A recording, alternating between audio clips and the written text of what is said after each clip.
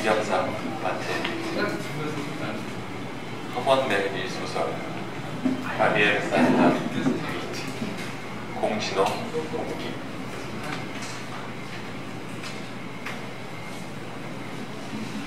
필경사 마텔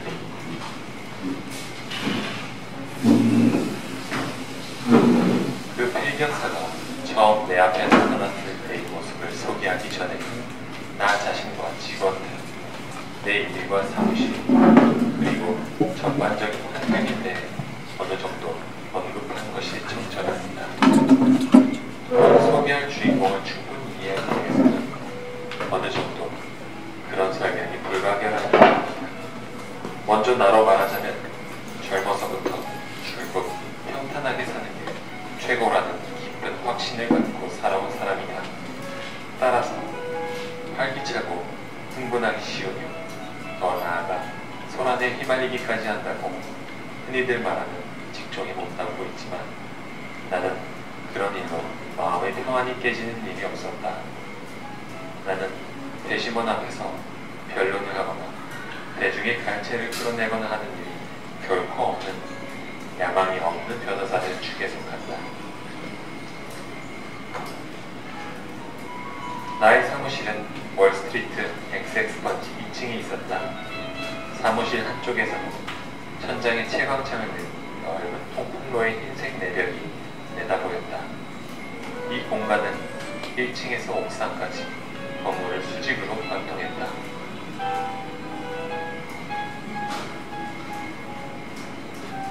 마틀비가 도래하기 바로 전에 내가 고용하고 있던 사람들로는 필사원 둘과 사원으로 일하던 전도에 유망한 소년 한 명이 있었다.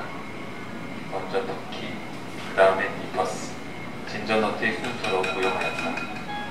터키의 혈색은 아침에는 보기 좋은 붉은색이지만 난 12시, 그 식사 시간이 지나면 석탄이 수북한 크리스마스 벽난로처럼 타오른다고 할 만했다.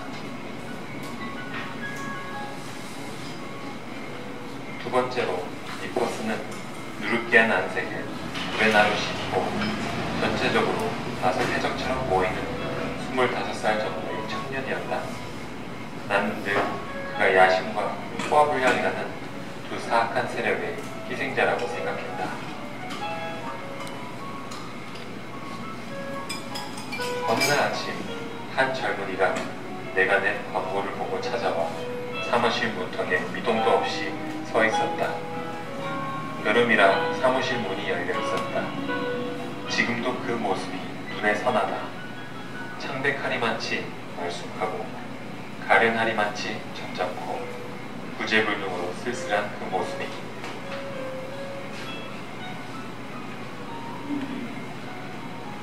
그가 마텔비였다.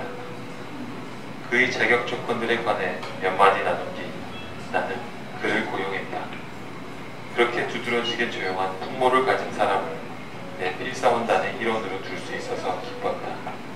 나는 그의 그런 면이 터키의 변덕스런 성질과 니퍼스의 불같은 성질에 유익한 영향을 미치리라 생각했다.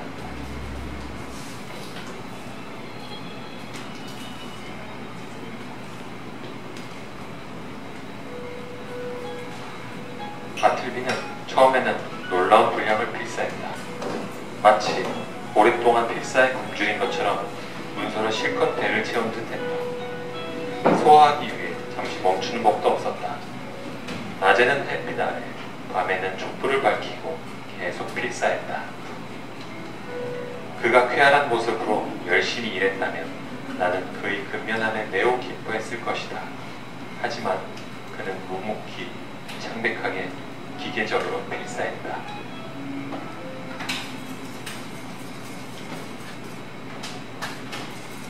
그가 나와 함께 있은 지 사흘째 되던 날인가 있었던 일이다.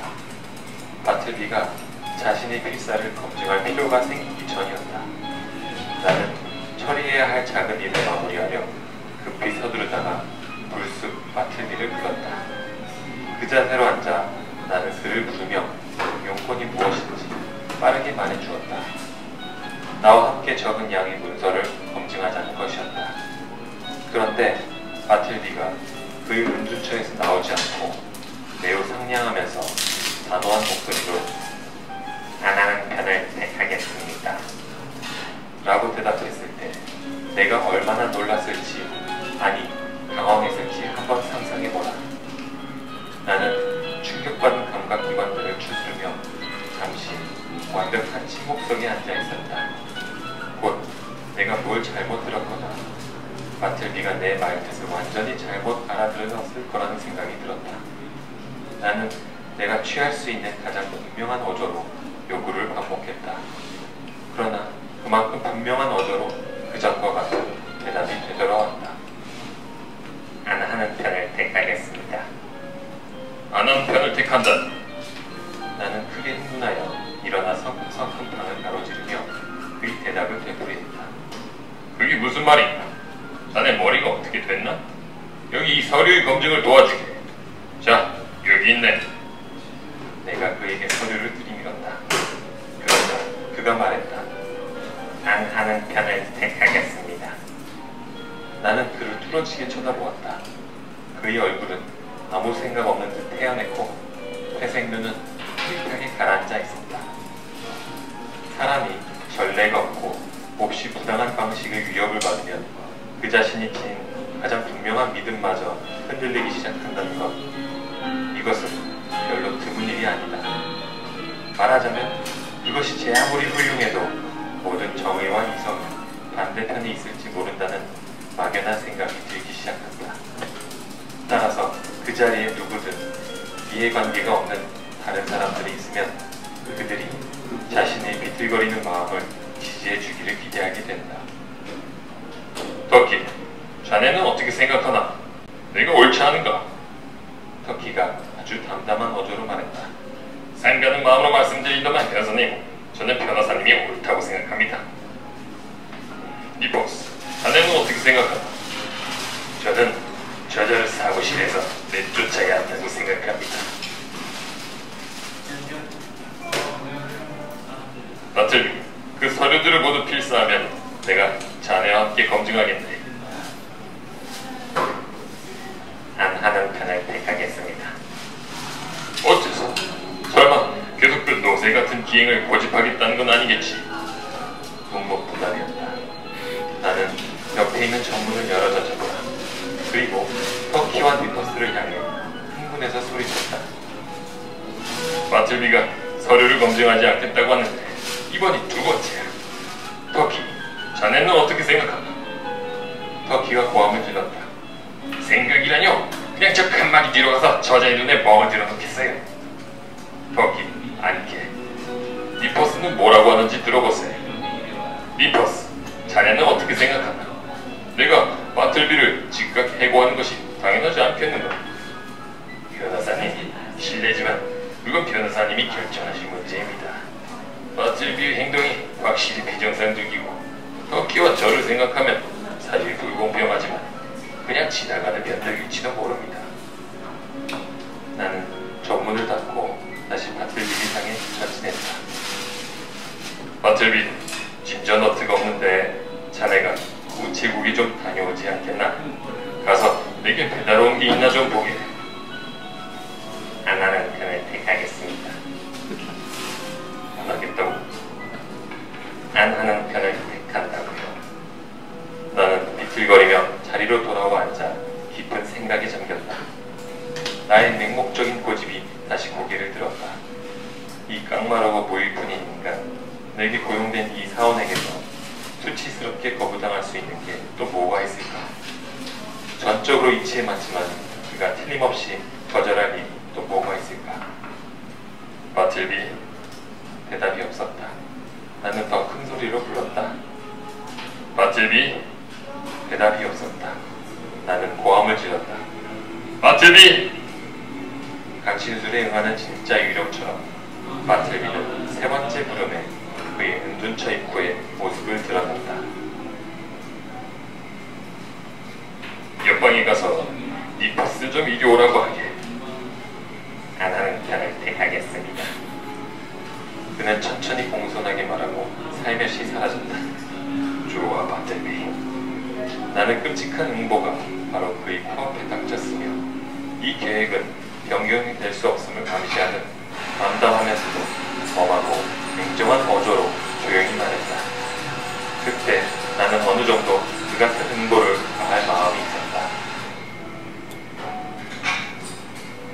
그러나 저녁 식사 시간이 다가오고 있었고 정신적인 고통과 혼란으로 힘들었기 때문에 전반적으로 볼 때 그날은 그냥 모자를 쓰고 집에 가는 것이 좋겠다고 생각했다.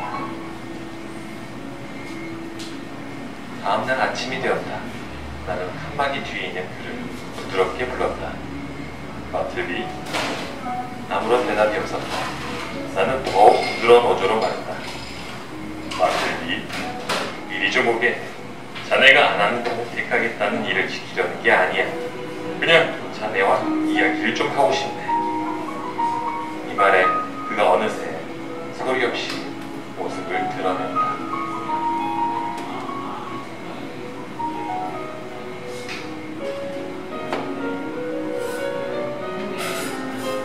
마틀비, 자네 출생지가 어딘지 말해주겠나? 하나는 편을 택하겠습니다. 자네들 무엇이든 아무거나 말해주겠나?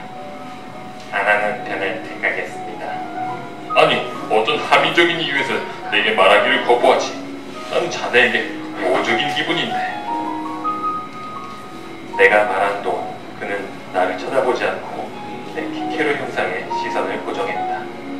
피케로 형상은 그때 내가 앉은 자리 바로 뒤 내 머리에서 6인치 정도 위에 있었다. 마틀비, 대답 좀 해보게. 나는 한참을 기다린 끝에 말했다. 그동안 그의 표정은 조금도 달라지지 않았다. 다만 그의 창백하고 가는 입술이 지극히 희미하게 떨릴 뿐이었다. 그가 말했다. 지금은 아무런 대답을 하지 않는 편을 택하겠습니다. 그리고 그는 자신의 은둔처럼 물러갔다. 내가 다소 약했다는 것은 인정한다. 하지만 나는 그때 그의 태도에 짜증이 났다. 그 속에 경멸이 숨겨져 있는 듯했다. 그뿐 아니라 내가 그에게 베푼 부인할 수 없이 좋은 대우와 급전을 고려하면 그의 비뚤어진 고집은 배은망덕한 것이다. 나는 다시 어떻게 해야 할지 못새기며 앉았다. 바로 그때 정문이 열리고 버스가 다가왔다. 그는 간밤에 평소보다 더욱 심한 소화불량으로 유난히 잠을 설친 탓에 괴로운 듯했다. 그는 마틸비의 마지막 말을 엿들었다. 앉는 편을 택한다고? 니퍼스가 이를 가며 말했다. 그러고 이번에는 나를 향해 말했다. 변호사님, 제가 변호사님이라면 그가 택하게 하겠습니다. 그에게 우선권을 주겠다고요. 저 고집불통 노새에게 우선권을. 변호사님, 지금 그가 안 한 편을 택한다는데 그게 뭐죠? 마틀비는 손발 하나 까딱하지 않았다. 나는 니퍼스에게 말했다. 미스터 니퍼스, 나는 자네가 지금은 물러나 있는 편을 택하겠네. 어찌된 일인지 나는 최근에 딱히 적절하지 않은 온갖 경우에 나도 모르게 택한다는 말을 사용하는 습관이 들었다. 나는 엿새의 시간을 주고 그에게 무조건 자리를 비우라고 최대한 예를 갖춰 말했다. 그가 사무실을 나가기 위한 첫 행동을 취하기만 하면 다른 거처를 구하는 일은 내가 도와주겠다고 했다. 그 기간이 만료되었을 때 나는 칸막이 뒤를 살며시 들여다보았다. 그랬더니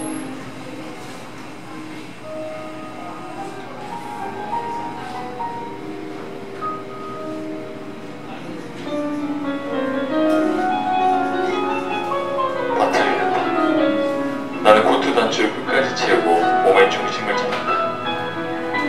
시간이 다 되었네. 자넨 여기를 떠나야 해. 여기 돈이 있네. 미안하네만 자네는 가야 하네. 그가 등을 돌린 채로 대답했다. 그러지 않는 편을 택하겠습니다. 그래야 하네. 그는 침묵을 지켰다.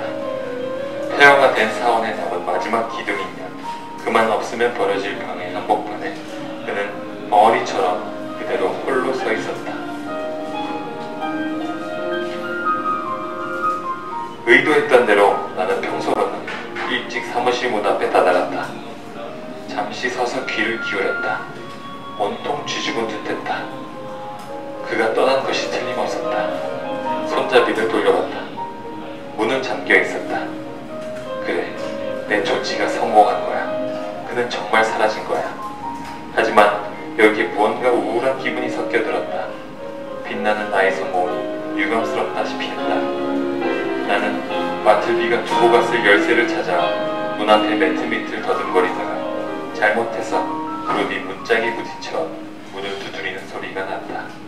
그러자 이에 응답해서 안에서 누군가의 목소리가 들려왔다. 아직요. 지금 바빠요.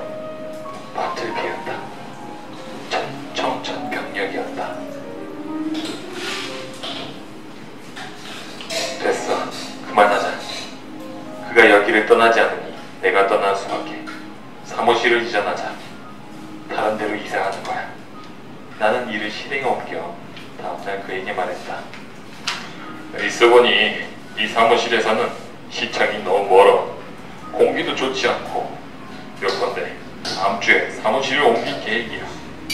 그리고 자네의 품은 더 이상 필요가 없을 걸세. 자네가 다른 곳을 찾아보도록 지금 말해주는 것이니. 그는 아무런 대답도 하지 않았다. 그리고 나도 더 말하지 않았다. 정해진 그날 나는 사무실로 가는 길에 집만차와 인부를 고용했다. 가구가 별로 없었기 때문에 몇 시간 내에 모든 짐이 다 나갔다. 그 필경사는 처음부터 끝까지 칸막이 뒤에 산채로 있었다. 나는 칸막이를 제일 나중에 내가도록 했다. 그들이 칸막이를 거두었다. 칸막이가 거대한 이저지처럼 접혔다. 그리고 그 자리에 드러난 것은 헐벗은 방에 움직이지 않는 거주자였다. 나는 입구에 서서 잠시 그를 쳐다보았다. 그때 내 안에서 무언가가 나를 질책했다. 나는 다시 들어갔다. 내 손은 호주머니 안에 있었고 그리고 내 마음은 조마조마했다. 잘 있게 바틀비. 나는 이제 가네. 잘 있게. 모쪼록 신이 가오가 있기를 빌겠네. 그리고 이거 받게. 그의 손에 얼마가 쥐어주었지만 돈은 바닥에 그대로 떨어졌다.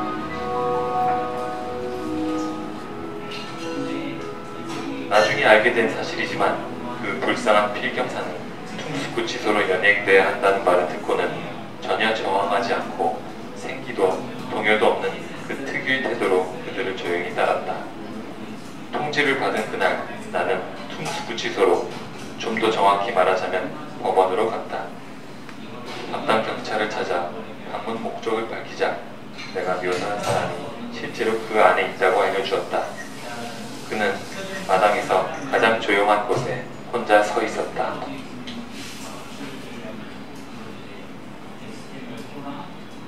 그의 얼굴은 높은 벽을 향해 있었다. 바틀비, 그가 뒤돌아보지 않고 말했다. 나는 당신을 알아요. 당신과 아무 말도 하고 싶지 않아요. 나는 그의 대답에서 은연히 드러나는 불신에 가슴을 내는 아픔을 느끼며 말했다. 바틀비, 자네를 이곳에 오게 한 건 내가 아니네. 그리고 자네에게는 이곳이 그렇게 고약한 곳은 아닐 거야. 여기 있었다고 해서 자네에게 어떤 수치스러운 꼬리표가 따라다니는 건 아닐세. 보기에 사람들이 혹 생각하는 그리 형편없지 않아. 자, 저기 하늘이 있고 여기 잔디가 있자는가.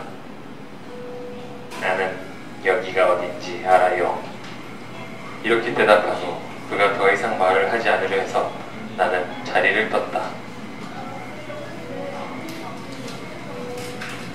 그러고 나서 며칠이 지났다. 나는 다시 퉁수구치소의 면회 허가를 받았다. 그리고 바틀비를 찾아 복도를 돌아다녔다. 그러나 그는 보이지 않았다. 다른 교도관이 내 곁을 지나가며 말했다. 그 말없는 자를 찾고 있으니까 저쪽에 누워있습니다. 저기 앞마당에서 자고 있어요. 그가 눕는 것을 본 지 20분도 채 안 됐어요. 몸은 이상하게 벽 밑에 웅크리고 무릎은 끌어안고 모로 누워 차가운 돌에 머리를 대고 있는 쇠약한 바틀비가 보였다. 그러나 움직임이 전혀 없었다. 나는 잠시 멈췄다. 그리고 그에게 가까이 다가갔다. 몸을 굽혀보니 그는 멍하니 눈을 뜨고 있었다. 그것 말고는 깊이 잠들어 있는 듯했다. 무언가가 그를 건드리도록 나를 부추겼다. 나는 그의 손을 만졌다. 그 순간 찌릿한 전율이 내 팔을 타고 척추까지 올라왔다 발로 내려간다. 그때 취사 담당의 둥근 얼굴이 위에서 나를 응시했다. 그의 식사가 준비되었습니다. 오늘도 밥을 안 먹답니까? 아니면 먹지 않고도 사는 겁니까? 먹지 않고 산다오. 나는 그의 눈을 감겨주었다. 아, 아주 잠들었군요. 그렇죠? 나는 중얼거렸다. 세상 임금들과